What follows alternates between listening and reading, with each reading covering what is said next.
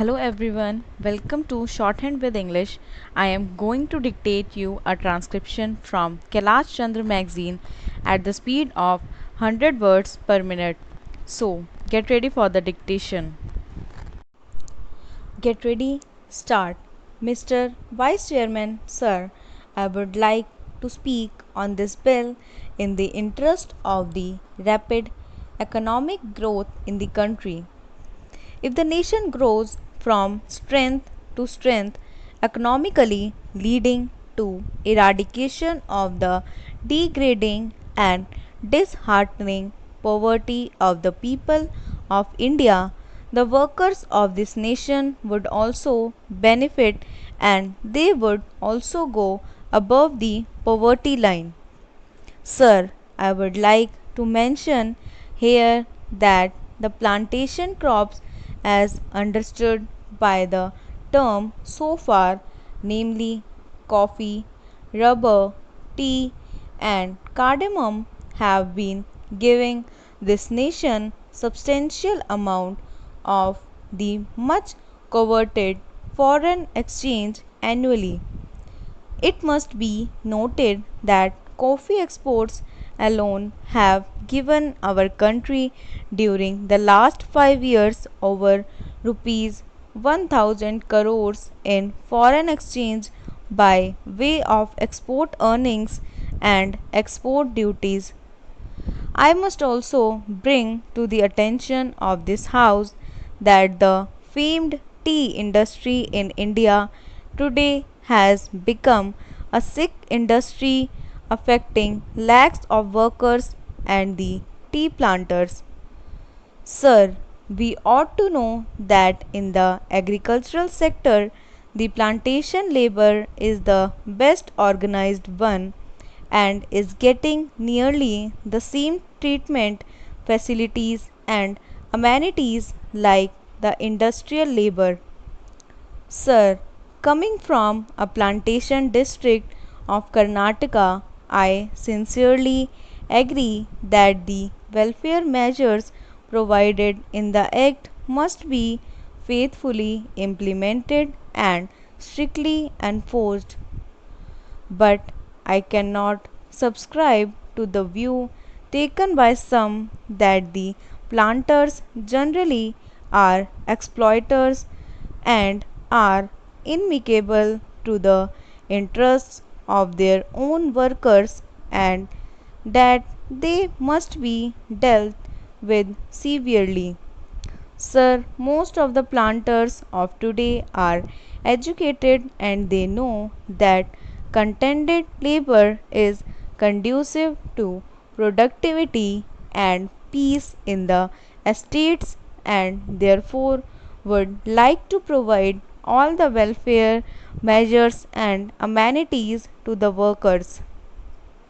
Sir, I would like to point out some of the very draconian, discriminatory, and invidious urban directed amendments made in the Plantations Labor Amendment Bill 1973.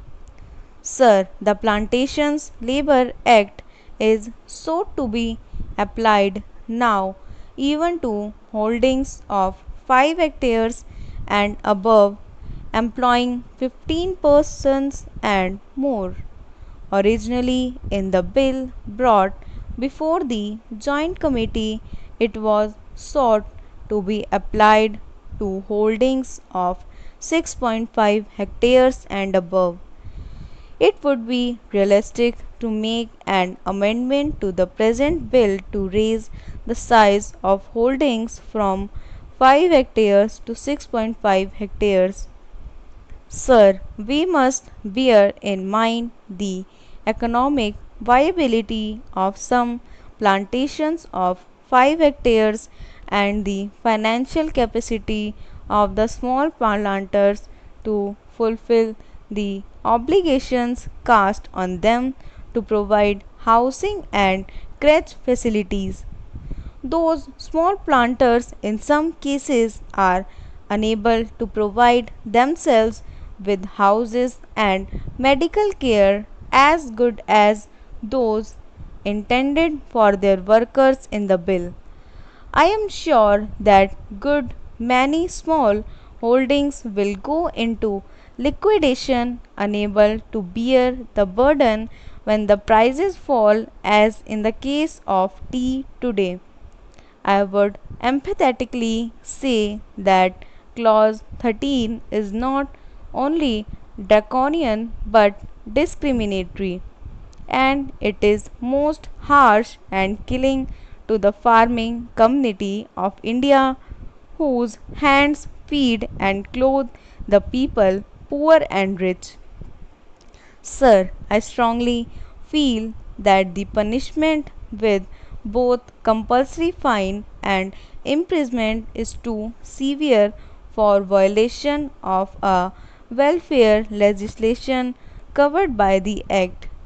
For economic reasons and financial incapacity, the debt ridden employer, particularly a smallholder, may be unable to discharge the obligations such as providing type design houses, crèches, medical facilities, etc. In such cases, there is no point in sending the landholder to jail and collecting a fine from him for every day of default. The relevant provisions in the bill are made more stringent than the Factories Act, under which, in the case of a further offence, the court is given the discretion to punish the defaulting employer.